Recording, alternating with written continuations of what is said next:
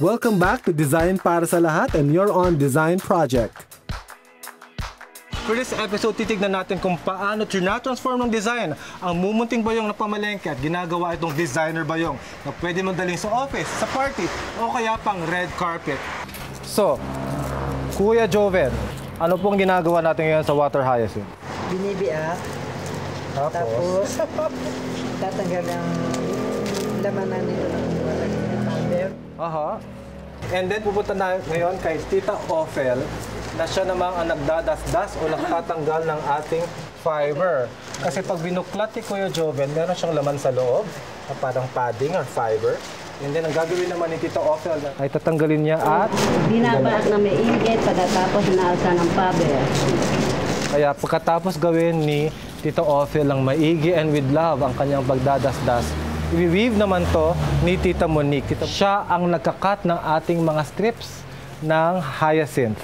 Ayan, pagkatapos niyang ikat, ginagawa ngayon itong, hinahabi ngayon ito ni Tita Francia. Ayan na itsura. Pagkatapos yan, makikita mo na yung actual na design at ang finished product. Ito ngayon kasama natin si Ranel, who's a designer from Laguna. Papakita sa atin ng finished product. Pero Ranel, medyo tabingi siya ang design. So anong meron dito? Ang nangyari po dito, medyo nagkamali yung weaving po ng ating weavers. So instead na itapon natin yung pagkakamali nila, ginawa natin siyang design. So hindi siya pangit tingnan, kundi isa na siyang design ngayon ng ating bag. Oh, mas maganda na nga tignan kasi parang yung imbalance niya nag-a-add sa design value ng bag na ito. So yung pagkakamali, nasa side na ito. Yeah, so kaya dito pinutol. Okay, thank you. Ang ganda ng produkto natin. Thank you po. Ngayon, nandito tayo sa Laguna at ini-interview natin si Mr. Cesar Pascua ng Sarilika Crafts. Tama. And then meron silang mga products dito ng mga bayong. Ito gusto na, kunyari gusto nyo pumunta ng Laguna, galing Manila at magpagawa na nyo sariling line.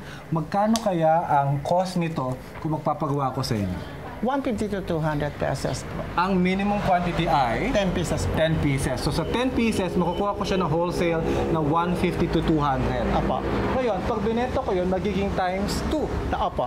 So yung 200 na bili ko sa inyo, mabibenta ko ng 400. Yes. 400 sa Manila. Eh kung gusto ko yung export po, Times 3. times 3 na. So yung 150 or yung 200 na bili ko rito, magiging times 2 sa Manila at times 3 kung in-export. So magiging 600. But, may mga surprise pa to. Kasi sa konting dagdag na design, tulad ng Simple tassel. simple tassel na ito, ang value tumataas.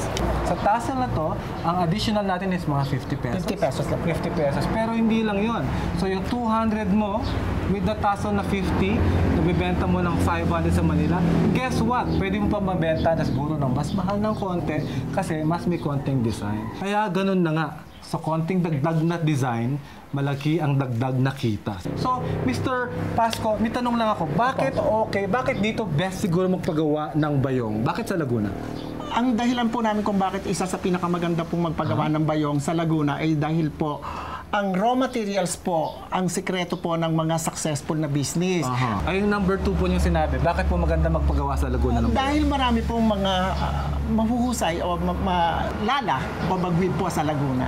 Laguna, padala nyo ng mga bayong project nyo dito sa Laguna para magawa na ng mga expert nilang maglalala. Tamang-tama at mamaya ipapakita ko sa inyo ang mga tips kung paano nyo pwedeng i-design ang sarili nyong mga bayong. Konting drawing, konting sketch sa bahay, dalhin sa Laguna at dito nyo na ipagawa.